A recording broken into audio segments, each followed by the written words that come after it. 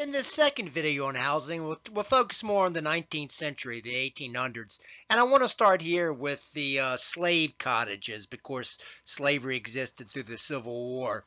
Slave cottages, of course, were not very nice, but varied throughout the South. Often the slaves were required to build their own homes.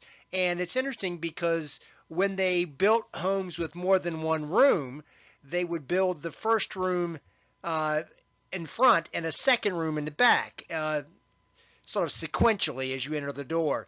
This was different than home building in Europe, where you come in the door and there'd be a room to your left and to your right, and so you can see some of these West African traditions. But regardless, the homes of the slave cottages were hardly elaborate and had just the essentials, often with dirt floors. Popular in the early national period were the Federalist style homes. Named for the Federalist era in American history in the early 1800s, it resembled the Georgian style homes, which I talked about in the last video, although almost always brick when you think of the Federalist style homes, and usually on a less grand scale. It incorporated the Georgian balance and the neoclassical forms. By the 1830s, you see the beginning of balloon frame housing construction. Now, that was when you'd have pre-cut wood that would be assembled, and you'd frame the rooms before you added brick. And the wood would be specifically joined, and it would give the house more stability. And this is really going to take off later in the antebellum period, but you do begin to see the first balloon frame housing in the 1830s. In the last video, I talked about how in the colonial period they would often just dump their waste into the local river or just often into the street. But by the 1800s, you're starting to get the earliest sewer systems in the United States, and they're going to spread, throughout the antebellum age. But the first sewage treatment centers with filtration, that didn't emerge until very late in the 1800s. The evidence of economic growth in the cities was evident in a lot of different ways. You begin to see the first fresh water systems spreading, especially in places like New York City. There had earlier been sewer systems, which continue to spread, but people had still relied largely on public wells for fresh water. Philadelphia was the first city to have a system of pipes and pumps, all steam powered, to move fresh water. New York City was a bit slower, but because it had salt water nearby. But finally, an aqueduct carried fresh water all the way from the Hudson River Valley down to New York City. With fresh water, you begin to see the first, I don't know if you call them modern bathrooms, but bathrooms with running water in some of the wealthier middle class homes. The earliest bathrooms that appeared is in the late 1830s, but again, you'll have to be very, very rich here. They obviously, the indoor plumbing meant the end of the outhouses for the wealthy here. The poor and those in the country still, of course, use outhouses and wells.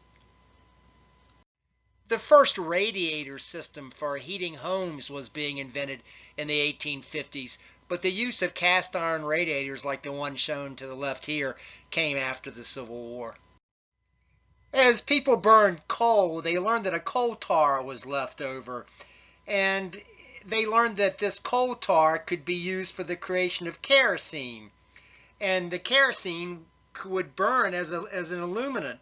So you're going to see in middle class urban homes the use of kerosene lights, and they're going to obviously replace candles in the middle of the 19th century.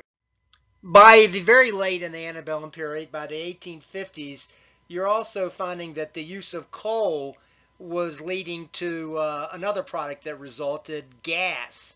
And they had begun to pump gas through a series of pipes to gas lights in the streets. And if you've ever been to a place like San Diego, they got the so-called gaslight district. The use of gas for home use was a bit slower. People were afraid, rightfully so, of explosions. But by the 1850s, in some of the cities like New York, many of the wealthy urbanites had their houses at night lit by gas lanterns.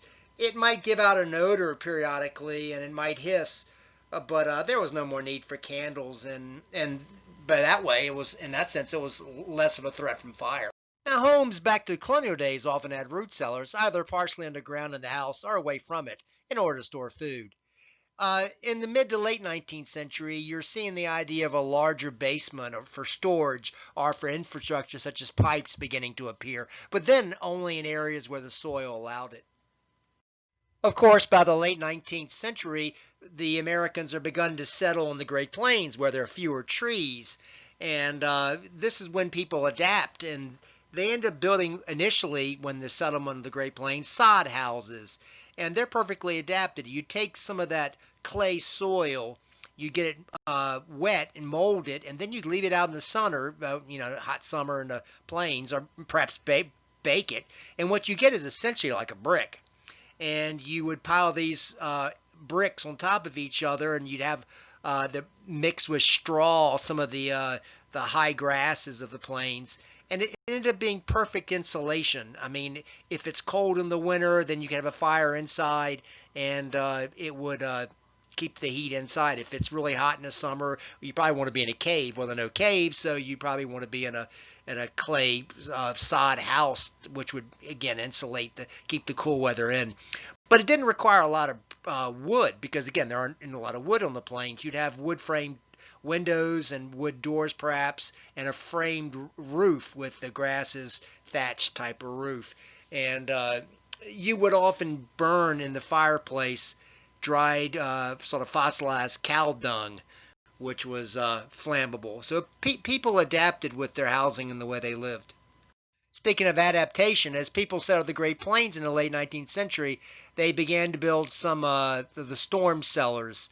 And you can initially these were just like tunnels dug into the ground with a door, but they got more elaborate as the late 19th century passed.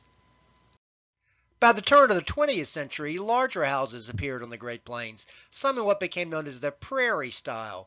It usually marked by horizontal lines, flat or hipped roofs with broad overhanging eaves, windows grouped in horizontal bands, all of which was intended to integrate with the landscape of wide, flat, treeless expanses of America's prairies. Of course, by the late 19th century, you're in the middle of the Industrial Revolution, and the nation economically prospered. But as this nation prospered during the Industrial Revolution, you're going to see the emergence of Victorian architecture, which is going to spread among the growing middle and upper classes. It was named for England's Queen Victoria, who was queen from 1837 to 1901.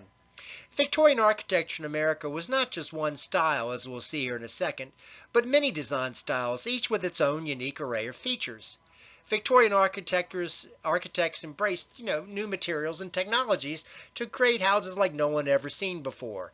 Mass production and mass transit made ornamental architectural details and metal parts affordable.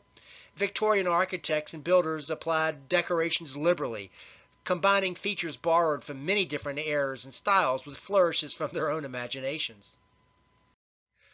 During the 1840s, when the Victorian era was just gearing up, Italianate Victorian houses became popular, spreading across America with Victorian pattern books.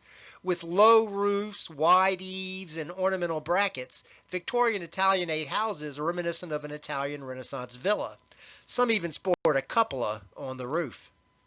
Medieval architecture in the great cathedrals of the Gothic age inspired all sorts of ornamentation during the Victorian era. Builders gave houses arches and pointed windows with diamond-shaped panes and other elements borrowed from the Middle Ages. Dominant vertical dividers in the windows, as seen here in places, were, for example, typical of the 17th century post-medieval period in England. Some Victorian Gothic homes are grand stone buildings, like little miniature castles. Others are built in wood. Small wooden cottages with Gothic revival features are still popular even today.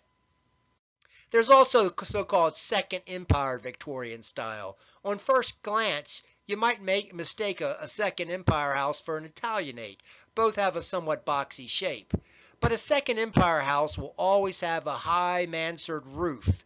It was inspired by architecture in Paris during the reign of Napoleon III during France's so-called Second Empire. And you can see that roof here, sort of the windows coming out of that third story roof there. There was also the Romanesque Victorian style. Constructed of rusticated stone with rough surfaces, Romanesque Victorians resembled small castles with their corner turrets and identifying arches.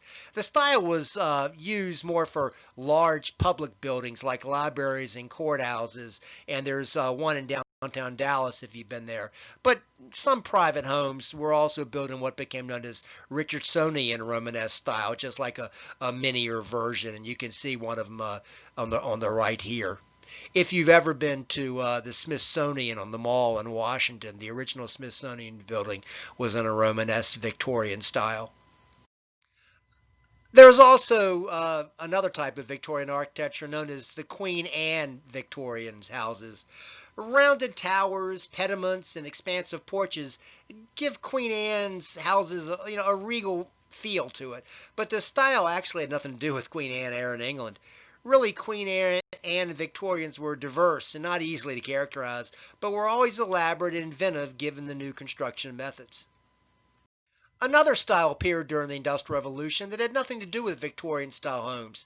Drawing from the Tudor style of construction in 15th and 16th century England during the reign of the Tudor kings, a new style of Tudor house grew popular near the turn of the 20th century, the so-called Tudor revivals.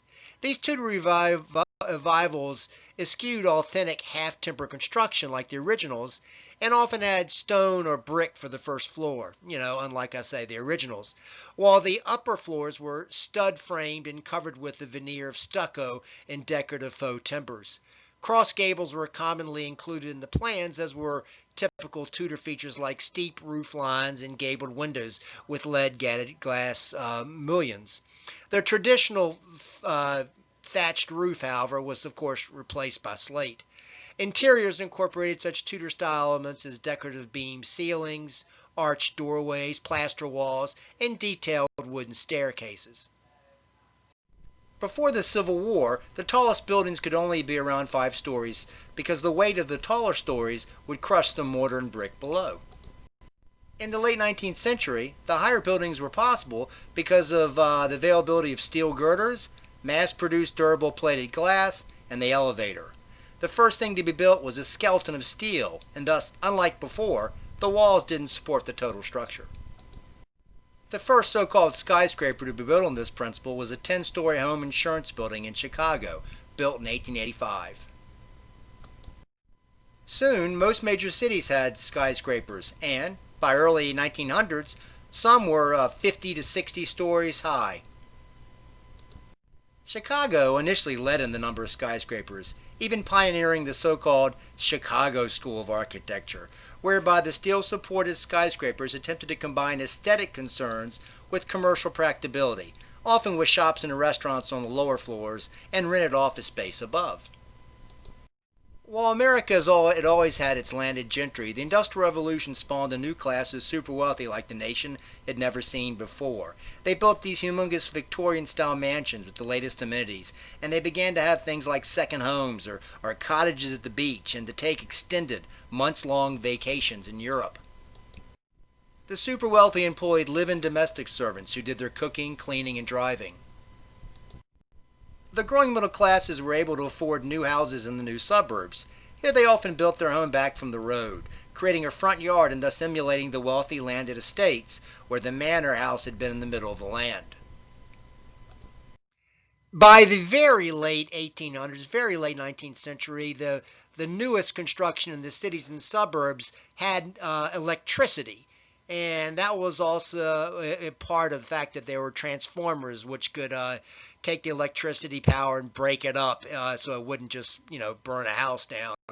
But the transformers and electrical lines were being built in the cities connecting the houses in the very late 19th century. With their growing wealth, fewer middle-class women had to work. Middle-class women were increasingly seen as managers of the household. You begin to see magazines for women at home, including Ladies' Home Journal and Good Housekeeping, both of which began in the 1880s. In stressing the importance of family life to the middle class, privacy was crucial. The new suburban homes often emulated the wealthy with ornate decorations in their so-called parlors. They're privacy ensured with drapes in the window. Now, all this is, the booming economy, the late 19th century, and all the middle and upper classes doing well. But not everything in the late 19th century industrial revolution was good. Industrial workers were exploited and lived in miserable lives in what were called tenement houses. The workers in these emergent factories in the cities were not from northern and western Europe like traditional immigrants to the United States. They were from southern Eastern Europe, and they had a different culture, and they faced discrimination, and they arguably failed to assimilate. And so what they ended up doing was making their own ethnic communities in their city of arrival. And because the factories, as I say, were located in these cities, these immigrants were an easily exploitable labor source. But you would have in these various big cities like Little Italy and Little Russia, and all the Russians and all the Italians and whatever would live together, and they'd be speaking Russian or Italian at the markets and so forth. Every major city had its share of rundown, overcrowded slum tenement house neighborhoods. Generally clustered within walking distance of the manufacturing districts, slums developed when landlords subdivided long, narrow buildings with few windows called tenements. And they packed in as many residents as they could. The poor, the renters, the worst of slum. The slums became ghettos when laws, prejudice, and community pressure prevented the tenement inhabitants from renting elsewhere. During the 1890s, Italians in New York, blacks in Philadelphia, in Chicago, and Mexican Americans in LA, and the Chinese in San Francisco increasingly became locked in segregated ghettos. There was no adequate heating, no modern plumbing, none of that, and no health standards. So people were crammed in, many to a room, and it could smell, and disease was rampant. Life in these slums, the urban slums, was really kind of nasty, especially for children. There were measles and whooping cough. I mean, in Chicago in 1900, the infant mortality rate was 20%. But these houses were close to the industrial district in all these towns, and there's a lot of noise and pollution with the tanneries and whatnot. You'd have soot and smoke settling on people in their houses.